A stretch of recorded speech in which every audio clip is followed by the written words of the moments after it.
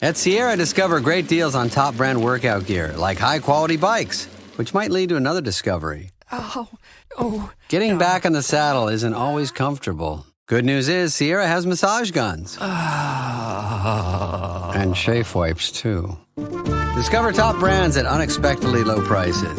Sierra, let's get moving. Have I Got News for You is back for another season. Roy Wood Jr., Amber Ruffin, and Michael Ian Black are finding the funny in the week's biggest stories.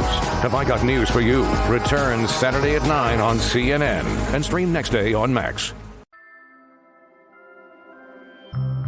Hello, hello. Welcome back to Peak Northwest, an outdoors and travel podcast by the Oregonian and Oregon Live, dedicated to the adventure and exploration of our beautiful Pacific Northwest. I'm Jamie Hale. And I'm Kiara Profena. Together we take you on some of the most beautiful and interesting destinations in our region, discussing where to go, what to do, and places to see. And today we're exploring the night skies in Oregon's dark sky country. That's right, Kiara. There's a lot of hype around dark sky stuff in Oregon right now, with people in small towns, tourism bureaus, and parks departments all scrambling to promote the darkest places in our state. Yeah, so what's the lore with all of this? Tell me, on the down low, what's the deal with the dark sky stuff? I've not really heard too much about it. It is basically a branding. It is a marketing thing. Okay. Because the skies aren't any darker, really. The dark places in Oregon. And Oregon is a place where once you go into eastern Oregon and especially southeast Oregon, you get a lot of dark skies. It's away from the cities. Mm-hmm. You can really see the stars. Like if you've ever gone to Steens Mountain, the stars there are mind blowing. Right. You're so far away from anything. Yeah, I've seen dark skies in general in other places where you can actually see the stars really, really well, right? In the mountains and more remote areas. So is it kind of just places that are a little more outside of the beaten path? Yeah. Essentially. Okay. if you look at there's light pollution maps. Right. You can look at. And if you look at Oregon, you can see chunks where there's just darkness. There's no or very little light pollution at all. And people have always been going there to do stargazing. It's folks who already know about this already have been going. They know all the spots. It's not any different. But there's this international organization called Dark Sky International, which is dedicated to protecting the nighttime environment and preserving dark skies through environmentally responsible outdoor lighting. Interesting. And which has been handing out these designations. So places that get their light bulbs right. And I think there's an education aspect. They have to educate people about dark skies and the light pollution and all that stuff.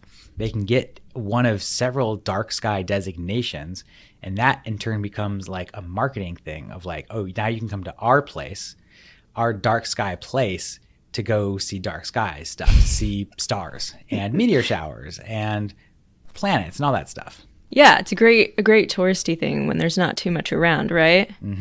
Exactly.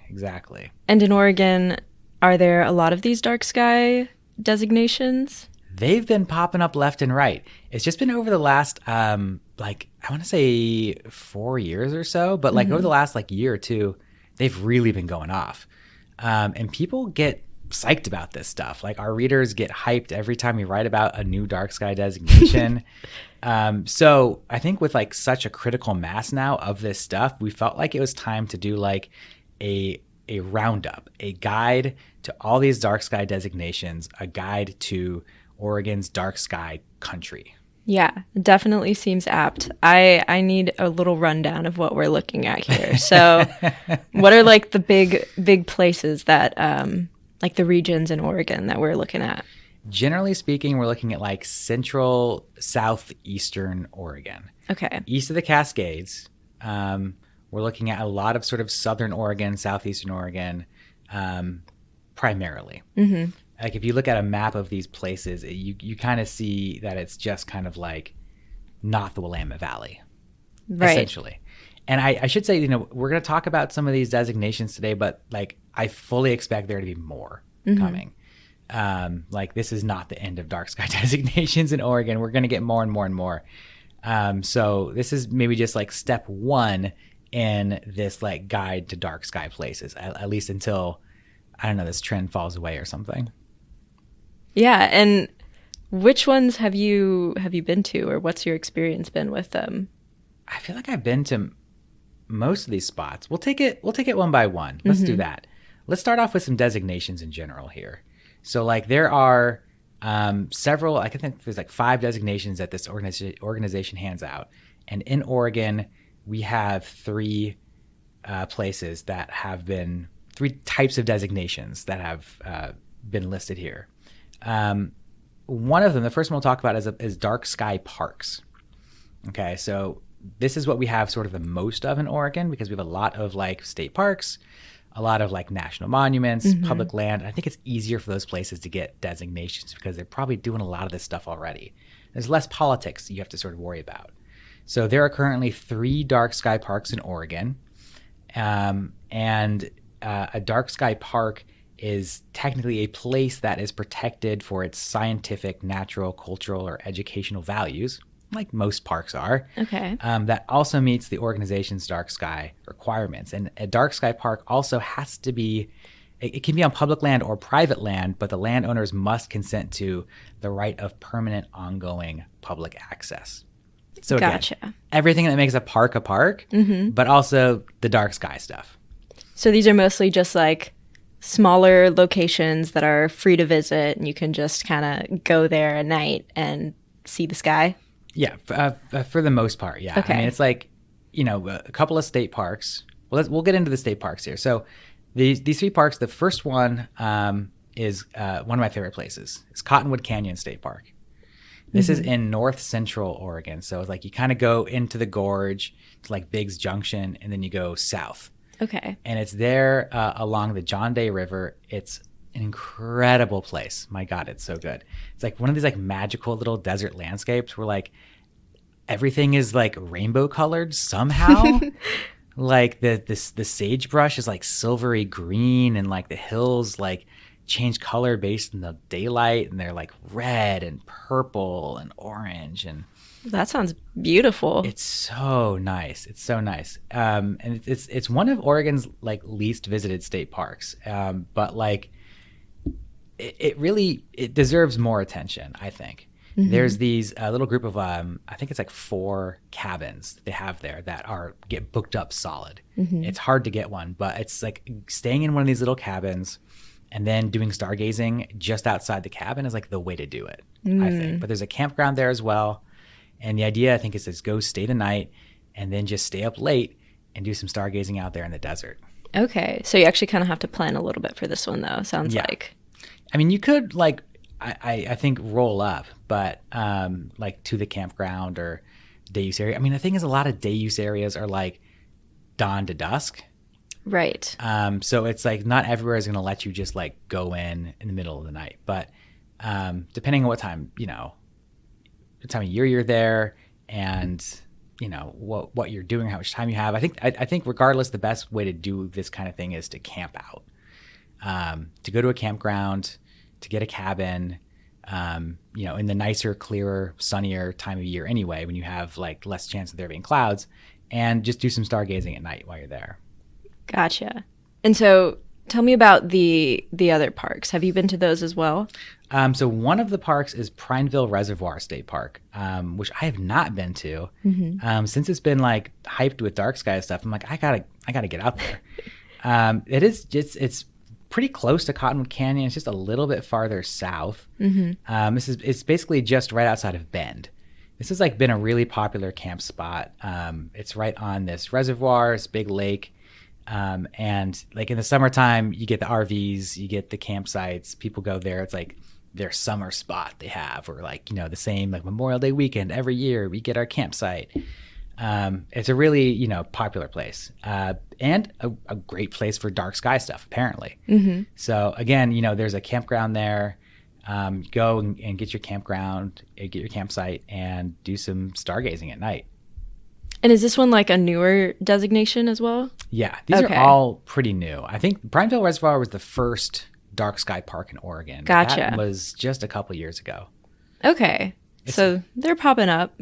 they're popping up. And then Cottonwood Canyon came up, I think, just within the last few months.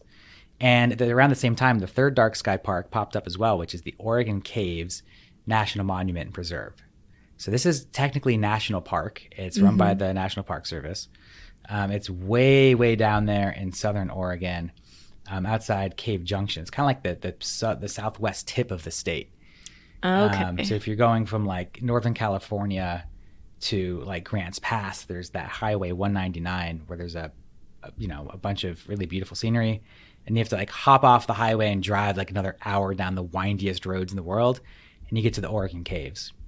And I feel like people go to the Oregon Caves for the caves. Beautiful marble caves. It's one of the coolest places in Oregon. Like just like being awed by time there, like the amount of time it takes like the marble stalactites to like grow 1 inch is like thousands of years, and you see these things and they're huge. You're like, oh my God, that's not what we're here for. We're here for this to be awed by time in the sky at the Oregon Caves. So there is a campground there where you can do some great camping out really in the middle of this forest and get some good stargazing too. That sounds like somewhere I'd want to go. You have like the ground and the sky, kind of these two very beautiful things that you can explore. Exactly. At some point, there's this really cool historic chateau at the Oregon Caves that's been closed for like almost a decade at this point. They keep talking about renovating it, and it keeps getting stuck and stuck and stuck. But when they do renovate it and reopen it, it's going to be awesome, and that's going to be a great place if you want like a cozier camping, not even a camping experience. You want a cozier experience. Right. You don't want to camp. The chateau is going to be awesome. That sounds really nice. I'm going to keep my eye on that. And so those are the 3 dark sky parks. Yes. What are the other designations that we have? Well, I think the biggest one we have is we have the Oregon Outback Dark Sky Sanctuary. Okay. Big title there. Big title. Dark Sky Sanctuary is like not so different from other designations, but it is a place that's typically situated in a very remote location with few, if any, nearby threats to the quality of dark skies. It's also just a spot that doesn't meet requirements for other places. It's a much larger plot of land. So in Oregon, the Oregon Outback Dark Sky Sanctuary is in fact the largest dark sky sanctuary in the world. Wow. Okay. At 2.5 million acres, that basically comprises a lot of like South Central Oregon, a lot of like Lake County. So this is an area where we have like Summer Lake Hot Springs, which is an incredible place to go. There's like a really cool lookout out there. There's just a lot of like great sort of desert attractions out there in Lake County. They do plan on expanding this to 11.4 million acres, which is, I don't know what the math is on that, but a lot bigger than 2.5. Yeah. Can't really quantify that. And the planned expansion is going to basically take up the entire southeastern corner of Oregon. So that'll be the Alvord Desert, like Steens Mountain. Like those are the places, like some of the go-to places for stargazing already. Okay. And these are mostly like desert areas. Exactly. Okay. Like once you get into that southeast corner, it's like Great Basin. Like it's like, northeastern Oregon is sort of higher up. It's more plateau. But once we get into that southeastern corner, it dips down to sort of more like, what you think about for Nevada, that kind of vibe. The playa out there at the Alvord Desert, the cracked earth. Gotcha. See, that's the only corner of Oregon I haven't been to, so. Oh, yeah. It's a real bucket list spot. It takes a long time to get out there, but it is worth it, I think. Go out to Burns and just keep going, basically. And then what else do we have besides the sanctuaries? So the last designation we have right now are dark sky communities. And a dark sky community, kind of like it sounds, these are towns or cities that must show exceptional dedication to the preservation of the night sky, which again, outdoor lighting, public education, that sort of thing. Okay. And there were a couple towns that were jostling to be the first dark sky community in Oregon. Antelope, which is a tiny town of 37 people, got it first. Wow. That's right near the John Day fossil beds in Central Oregon. It's small town. They got the first dark sky community, and then like weeks later, the town of Sisters, which is a bit bigger, got it second. And their mayor was like, man, we were really trying to be first, but Antelope beat us to it. But you know what? It's all good because now we're both dark sky communities. So that shows like some of this feeling in Oregon that like there's something behind this dark sky, like the towns want it, that people want it. They want to say like, you can come to Sisters and do this. Yeah. And so is it hard to get the designation as a community? Because you're like, you've got a lot more lighting and, stuff out there in the communities versus the parks.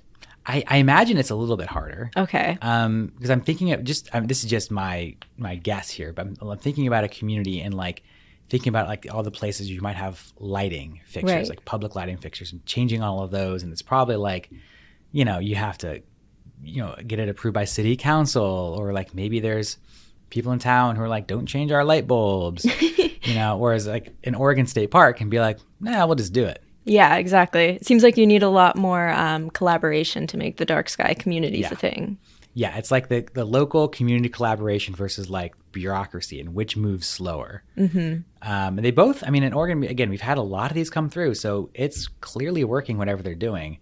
And I imagine these places are laying roadmaps for other towns, other parks to be able to do this more quickly. I don't know where our like, how far into this we go. What's like our max as far as dark sky places, but it is interesting. So there is one other dark sky place in Oregon that is technically defunct now, in that their designation is, according to Dark Sky International, like no longer a thing. Oh no! So were they, a dark sky place at one point? Yeah, this is actually Oregon's first dark sky place. Mm-hmm. In 2020, Sun River, the vacation town outside of Bend, mm-hmm. was named as a dark sky friendly development of distinction. I'll say it again because that's a lot of words. A dark sky friendly development of distinction. Okay. And was this like predating the dark sky parks that are in Oregon now?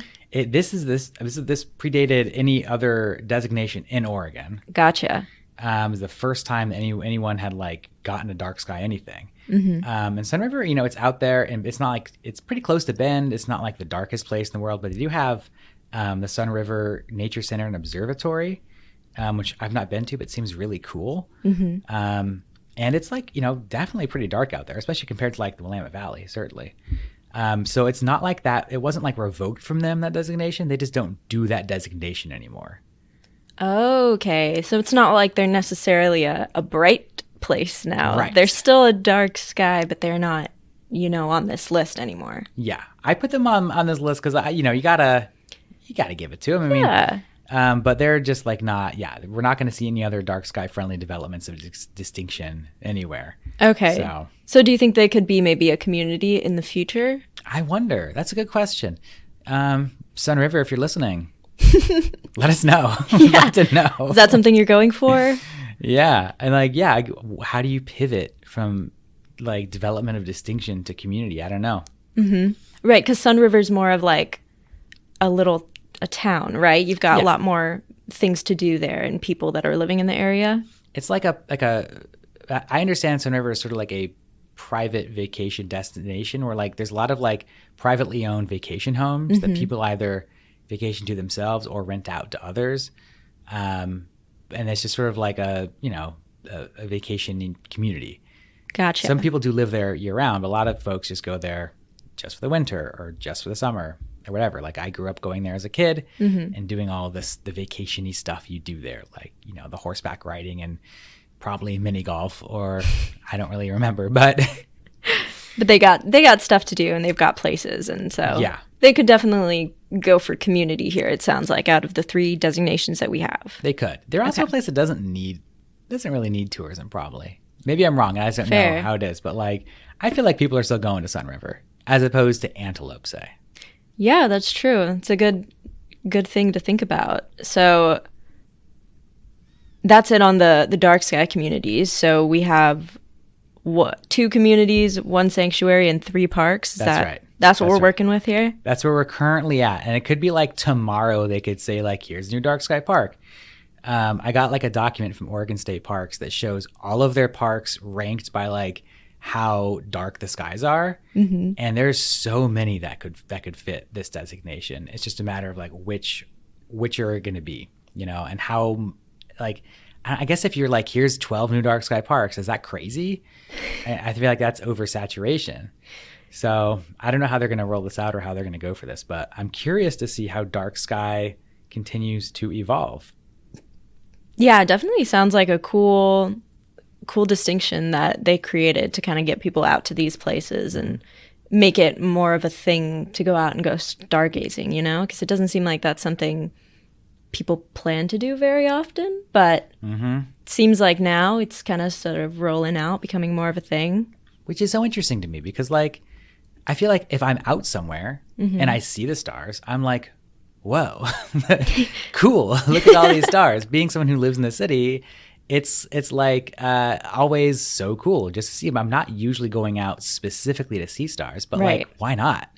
Yeah. I mean, that is a really cool part about like going somewhere remote is being able to actually see the stars. I'm a huge like space junkie, so I love anything having to do with like stars and celestial things. But yeah, I mean, I've always lived in cities, so anytime I ever go to, you know, mountains to go snowboarding or things like that, I always like, you know, put some time aside, be like, I'm just going to stand outside and look up for a little bit. But that's not something I like will plan a trip around, you know? Exactly. But maybe it should be. It could be, certainly. And I do feel like when you're planning to do more time dedicated to it, you do have to prepare yourself to go stargazing. It's not the same as like preparing yourself to go mountain climbing, but there's like, I feel like certain things you do need to have with you to make it a more comfortable experience. Right. So what are some of those things we would need? I mean, like warm clothes, right? It's going to be obviously be colder at night than it is going to be during the day. So like get your layers, get your jacket, get your hat and your gloves. Make sure you're ready to be like standing still usually outside in the cold. It's not like, you know, you're probably not going to be running around doing stuff.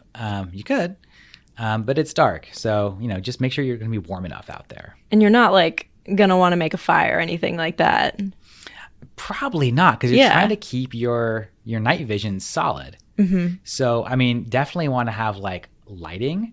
Having a flashlight or a headlamp with you that also has the red light toggle is like key. Okay. I mean, it's like if you're just doing casual stargazing, it's not so bad. But like if you hang out with like astronomers of any kind, if anyone's using telescopes and stuff, it is like the biggest faux pas to have like white light. You don't do it. You've got to have your red flashlight. Interesting. Okay. So you need some specialty stuff there. Yeah. The red light has less of an impact on your night vision. So it's just going to be easier. You're not going to like ruin it. Every time you see like that white light, you have to readjust. I've had experiences before going to a star party. I think it was just last year, and I had to leave early because I was reporting on it. And I made the mistake of parking with my like nose in. And I tried so hard to like not have my headlights on, but I have like a newer car where the headlights really turn on automatically. And I did flash everybody at the star party. Oh no, you just blinded them all. I feel so bad. I'm sorry, Rose City astronomers. I felt terrible. I tried to get out of there as quickly as possible. Now they got to readjust. Oh my gosh. And then, so you can obviously look at the sky with your naked eye, but you know, telescopes maybe would be more useful. Is that something you think people would want to bring? Yeah, if you have it. You know, if you have one and you're interested in doing that, bring it, you know. If you have a friend who has it, borrow it. Just to see stuff clearer. If you want to look at any planets in particular, bring your telescope. Binoculars too are fine sometimes. I use binoculars just to look at the moon and just be like, wow, the moon looks crazy right now. You know, you just get a closer look at stuff. Of course, if you're doing like meteor shower watching, you want a bigger field of vision. Probably don't need that kind of stuff. But if you're trying to see anything deep into space, you want some kind of magnification. Gotcha. And then you probably want to like be able to know what you're looking at too, right? So you want to make sure you're pointing the right direction. And what can we use for that?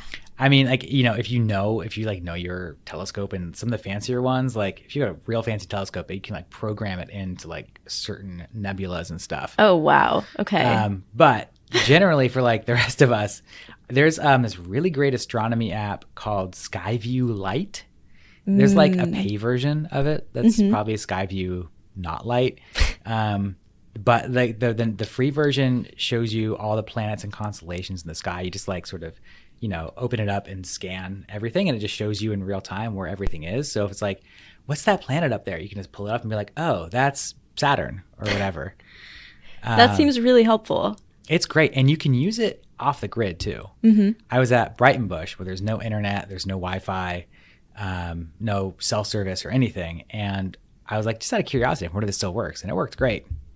We're able to see, and you can see stuff that's like up in the sky, but you can also point it down like at your feet and see what's like below the horizon. Like what am I missing out on? Or like what's about to rise over there, you know? Right. I was like, oh, Mars is like not quite up yet or whatever. Got it. That seems like a really useful tool. It's great. It's like a definitely, if you want to do any of this, it's a go-to app on your phone.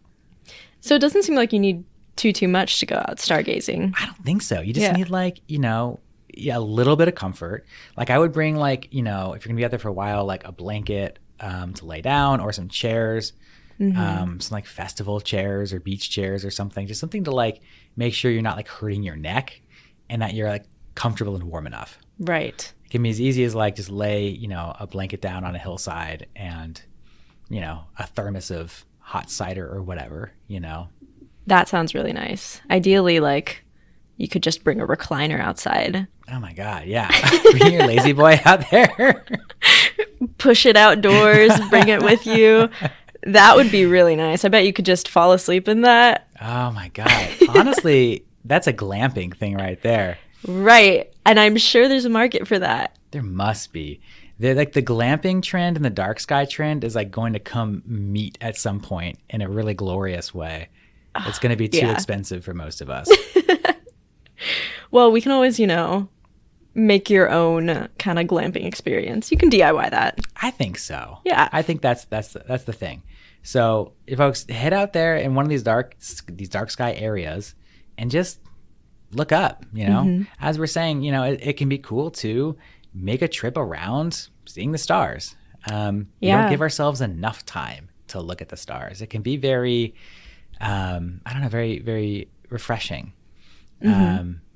There's something at one point I talked to young astronomers earlier in my career. Like I did a video where I just went to like a kids astronomy club and I asked them like why they liked looking at the stars, and hearing kids talk about like the awe of the universe and being like, oh, it just makes you feel so small. And I'm like, you are small though. You're a literal child. Yeah. But like that, like hearing it through the you know, the eyes of a child was like so affirming to me. And I think there's something that's special that we're maybe, you know, not giving ourselves the right time. Yeah. I mean, such a simple joy and just like a reminder to slow down and look around you. Yeah. So you heard it here first. Go out into dark sky country and get some awe. Well, folks, that will do it for us for today. Until next time, you can watch our videos on the Oregonians YouTube channel and view all of our travel and outdoors coverage on OregonLive.com/travel, as well as HereIsOregon.com. Please leave us a rating or review if you enjoy the show, and if you want to support this podcast as well as our local journalism, please consider a subscription to Oregon Live. You can find details at OregonLive.com/podsupport. Also, if you're a fan of the show and interested in potentially sponsoring it, you can get in touch with our marketing people at advertise@oregonian.com. This episode of the show was produced by me alongside Jamie Hale and Vicky Connor. Stay safe and happy travels, everyone. Until next time, we leave you with this 10 seconds of Zen.